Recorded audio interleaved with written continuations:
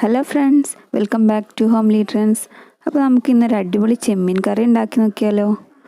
നല്ല ടേസ്റ്റി ആയിട്ടുള്ള ചെമ്മീൻ കറി എങ്ങനെ തയ്യാറാക്കാമെന്ന് നമുക്ക് നോക്കാം. അപ്പോൾ ചെമ്മീൻ കറി തയ്യാറാക്കാൻ വേണ്ടിയിട്ട് നമുക്ക് ആദ്യം കുറച്ച് ചെമ്മീൻ എടുക്കാം. ഇത് ഏകദേശം ഒരു 600 ഗ്രാം ചെമ്മീൻ ഞാൻ എടുത്തിട്ടുണ്ട്. നല്ല ക്ലീൻ ചെയ്ത് വെച്ചിട്ടുള്ള ചെമ്മീനാണ്. ഇനി ആദ്യം നമുക്കിതൊന്ന് വേവിച്ചെടുക്കണം. അപ്പോൾ അതിനകത്ത് കുറച്ച് മഞ്ഞൾപ്പൊടി, കുറച്ച് മുളക് പൊടി, പിന്നെ ഒരു ഇത്തിരി കുരുമുളക് പൊടി, പിന്നെ ആവശ്യത്തിന് ഉപ്പും കൂടെ ചേർത്തിട്ട് ഒന്ന് മിക്സ് ചെയ്തെടുക്കാം. ഒരു ടേബിൾ സ്പൂൺ വെളിച്ചെണ്ണ കൂടെ ചേർത്തിട്ട് നന്നായിട്ട് കൈ വെച്ചിട്ട് നന്നായിട്ടൊന്ന് മിക്സ് ചെയ്ത് അതിനുശേഷം വെള്ളത്തിലിട്ട് കുതിർത്ത് വെച്ച് കുറച്ച് കുടമ്പുളും കൂടെ അതിനകത്ത് ചേർത്തിട്ട് കുറച്ച് വെള്ളം കൂടെ ഒഴിച്ചിട്ട് നമുക്കൊന്ന് വേവിച്ചെടുക്കാം.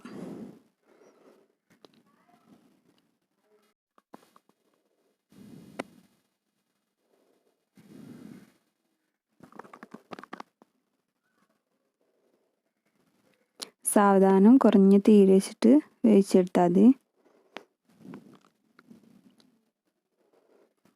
അടച്ച് വെച്ചിട്ട് വേവിച്ചെടുക്കാം. അപ്പോൾ അത് വേവുന്ന സമയം കൊണ്ട് നമുക്ക് ഇതിനകത്തേക്ക് വേണ്ട ഗ്രേവി തയ്യാറാക്കാം. അപ്പോൾ ഞാനൊരു ചട്ടിയിലേക്ക് കുറച്ച് വെളിച്ചെണ്ണ ഒഴിച്ചിട്ട് ഒരു 1/4 കപ്പോളം ചെറിയ ഉള്ളി ചെറുതായിട്ട് കട്ട് ചെയ്തത് ചേർത്ത് നന്നായിട്ട് വഴറ്റിയെടുക്കുകയാണ്. അതിനകത്തേക്ക് കുറച്ച് പച്ചമുളക് ആഡ് ചെയ്ത് കൊടുക്കാം. ഞാനിപ്പോൾ ഒരു 4 പച്ചമുളക് എടുത്തിട്ടുണ്ട്. പിന്നെ നമ്മൾ 1 ടേബിൾ സ്പൂൺ ഇഞ്ചി വെളുത്തുള്ളി ചതച്ചത് ചേർത്ത് കൊടുക്കാം. കുറച്ച് കറിവേപ്പിലയും കൂടെ ആഡ് ചെയ്യാം. ഇത് വഴണ്ട് വന്നതിന് ശേഷം ഞാനിപ്പോൾ ഏകദേശം 3 സവാള എടുത്തിട്ടുണ്ട്. ചെറുതായിട്ട് കൊത്തി അരിഞ്ഞ സവാള ഇതിനകത്ത് ചേർത്ത് ആവശ്യത്തിന് ഉപ്പും കൂടെ ചേർത്ത് കൊടുക്കും. പെട്ടെന്ന് വഴണ്ട് കിട്ടാൻ വേണ്ടിയിട്ടാണ് ഞാൻ ഉപ്പ് ഇപ്പോൾ തന്നെ ചേർത്ത് കൊടുത്തത്. അപ്പോൾ ഒന്ന് അടച്ച് വെക്കാം. അടച്ച് വെച്ചിട്ട് ഒന്ന് ഫ്ലെയിം കുറച്ച് വെക്കാം. അപ്പോൾ ഒന്ന് പെട്ടെന്ന് വഴണ്ട് കിട്ടും. ജസ്റ്റ് ഒന്ന് തുറന്നിട്ടൊന്ന് ഇളക്കി നോക്കാം. അടി പിടിക്കാതെ ശ്രദ്ധിക്കണം കേട്ടോ.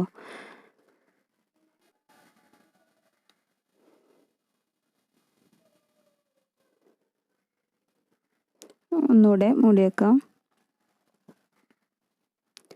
അപ്പോൾ ഈ സമയം നമ്മൾ അടുപ്പത്ത് വെച്ചിട്ടുള്ള ചെമ്മീനൊന്ന് ഇടയ്ക്കൊന്ന് ചെക്ക് ചെയ്യണം. വെള്ളം വറ്റി കരിഞ്ഞു പോകരുത്. ഇതവിടെ വെന്തുകൊണ്ടിരിക്കുന്നുണ്ട്. ആ സമയം തന്നെ നമ്മൾ സവാളയുടെ ഒക്കെ കാര്യം ഒന്ന് ശ്രദ്ധിക്കുക. ഏകദേശം വഴണ്ട് വരാൻ തുടങ്ങി. ഈ സമയം നമ്മൾ ഫ്ലെയിം ഒന്ന് കുറച്ച് വെച്ചിട്ട് കുറച്ച് തക്കാളിയും കൂടെ ചേർത്ത് കൊടുക്കാം.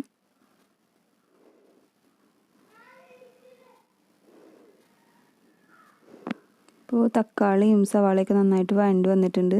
ഇനി ആ സമയത്ത് കുറച്ച് മഞ്ഞൾപ്പൊടി ചേർത്ത് കൊടുക്കുക. ഒരു 1/4 ടീസ്പൂൺ മതി.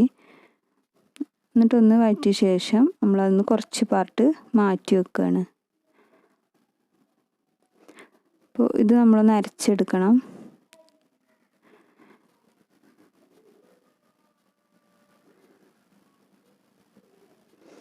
ഇനി നമ്മൾ ബാക്കിയുള്ള മസാലകളൊക്കെ ചേർക്കുകയാണ്. അപ്പോൾ ഒരു 1/2 ടീസ്പൂൺ മഞ്ഞൾപ്പൊടിയും 1/2 ടീസ്പൂൺ മുളക് പൊടിയും 1/2 ടീസ്പൂൺ മല്ലിപ്പൊടിയും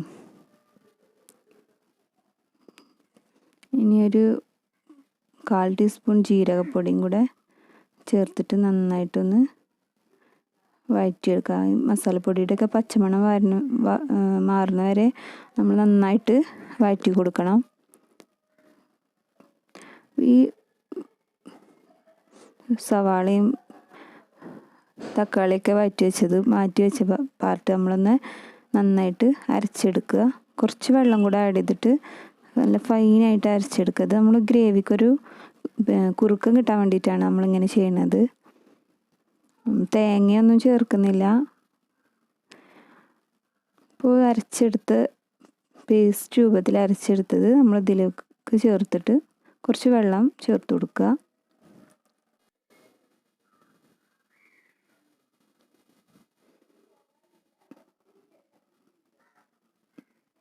നന്നായിട്ട് മിക്സ് ചെയ്ത് വെക്കുക. അപ്പോൾ ആ സമയം കൊണ്ട് നമ്മുടെ ചെമ്മീൻ ഇവിടെ വെന്ത് റെഡിയായി വന്നിട്ടുണ്ട്. വെള്ളം ഒക്കെ പാകമായി വന്നിട്ടുണ്ട്. ഇനി നമ്മളിത് കറി തിളക്കുന്ന കണ്ടില്ലേ, നല്ല സ്മെല്ലൊക്കെ വരാൻ തുടങ്ങിയിട്ടുണ്ട്. അപ്പുറത്തുനിന്ന് ചെമ്മീൻ്റെ സ്മെല്ലും ഒക്കെ നല്ല അടിപൊളിയായിട്ട് വരുന്നുണ്ട്. ഇനി നമ്മൾ നന്നായിട്ട് തിളച്ച കറിയിലോട്ട് ഈ ചെമ്മീനും കൂടെ ഒന്ന് ചേർത്ത് കൊടുക്കാം. ഈ ചെമ്മീനും കൂടെ ഇട്ടതിന് ശേഷം നന്നായിട്ടൊന്ന് തിളച്ച് എണ്ണയൊക്കെ തെളിഞ്ഞ് വരണം. അപ്പോൾ അടിപൊളിയായി കറി കുറുകി വരാൻ തുടങ്ങിയിട്ടുണ്ട്.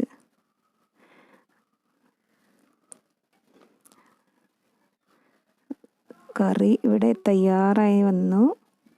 നന്നായിട്ട് തിളക്കുന്നുണ്ട്, എണ്ണയൊക്കെ തെളിഞ്ഞ് വന്നിട്ടുണ്ട്. ഈ സമയം നമ്മൾ കുറച്ച് പച്ച കറിവേപ്പിലയും കൂടെ ചേർത്ത് കൊടുക്കുക.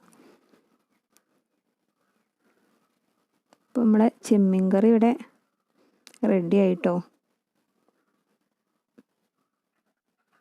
അടിപൊളി ടേസ്റ്റാണ്. ചോറിൻ്റെ കൂടെ വേണമെങ്കിലും കഴിക്കാം, അതുപോലെ ചപ്പാത്തി, അപ്പം, പുട്ടിൻ്റെയൊക്കെ കൂടെ കഴിക്കാൻ നല്ല കോമ്പിനേഷനാണ്. ഞാൻ ഇപ്പം ഇന്ന് പൊറോട്ടയുടെ കൂടെ കഴിക്കാൻ വേണ്ടിയിട്ടാണ് ഇപ്പോൾ ഉണ്ടാക്കിയിട്ടുള്ളത്. ഇപ്പോൾ ഇഫ്താർ വിരുന്നിനൊക്കെ നല്ലൊരു വിഭവം തന്നെയാണ് പൊറോട്ടക്കും ചപ്പാത്തിക്കൊക്കെ ഒപ്പം കഴിക്കാൻ. അപ്പോൾ എല്ലാവരും ഒന്ന് ട്രൈ ചെയ്ത് നോക്കുക. വളരെ ഈസി ആയിട്ടുള്ള റെസിപ്പിയാണ്. എല്ലാവർക്കും ഇഷ്ടപ്പെടുമെന്ന് വിചാരിക്കുന്നു. അപ്പോൾ ഇതുവരെ സബ്സ്ക്രൈബ് ചെയ്യാത്തവരുണ്ടെങ്കിൽ ഒന്ന് ചാനൽ സബ്സ്ക്രൈബ് ചെയ്ത് സപ്പോർട്ട് ചെയ്യുക. അതോടൊപ്പം എന്തെങ്കിലും നിർദ്ദേശങ്ങളോ മറ്റോ ഉണ്ടെങ്കിൽ കമൻറ്റ് ബോക്സിൽ അറിയിക്കുക. അപ്പോൾ മറ്റൊരു വീഡിയോയുമായി കാണും വരേക്കും. ബായ്. Thank you.